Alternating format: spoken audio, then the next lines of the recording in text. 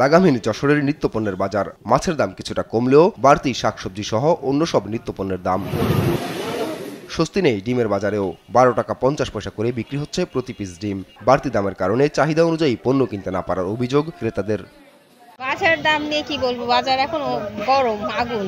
Available হচ্ছে জিনিসপত্র, নিম্নমুখী হচ্ছে, কিন্তু আরেকটু কমলে সাধারণ মানুষের জন্য আরেকটু উপকৃত হতাম আমরা। বাজারের যদি একটু নিয়ন্ত্রণ করা যেত তাহলে আমরা একটু সুবিধা পাইতাম। ব্রাহ্মণবাড়িয়ায় সরবরাহ বাড়ায় সবজির কেজিতে কমেছে 15 থেকে 20 টাকা। টমেটো 130 টাকা, শিম 60 টাকা, কাঁচামরিচ 100 টাকা কেজিতে বিক্রি হচ্ছে।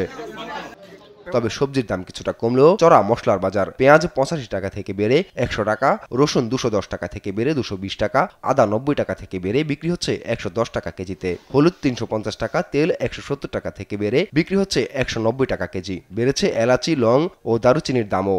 আগে তো সবজির দাম অনেকটা বেড়ে গেছিল, এখন আগের থেকে তুলনামূলক অনেকটা স্বস্তি ফিরে আসছে আর কি। আদা, রসুন, পেঁয়াজ এগুলার মেইন সিন্ডিকেট যদি ভাঙতে পারে তাহলে বাজারে নিয়ন্ত্রণে আসবে। টাকার থেকে আমরা দামে কিনে আনি না, আমরা যেন দামে বেতন লাগে। টাকা যদি হস্তা হইতো তাহলে আমরা হস্তা বেচতাম। মাগুরায় বেড়েছে শীতের সবজির সরবরাহ, তবে বাজার থেকে উধাও তেল। বাজার আগের থেকে এখন স্বাভাবিক। আগে যেমন সবজির দাম অনেক ছিল, এখন দাম কমছে সবজিগুলি।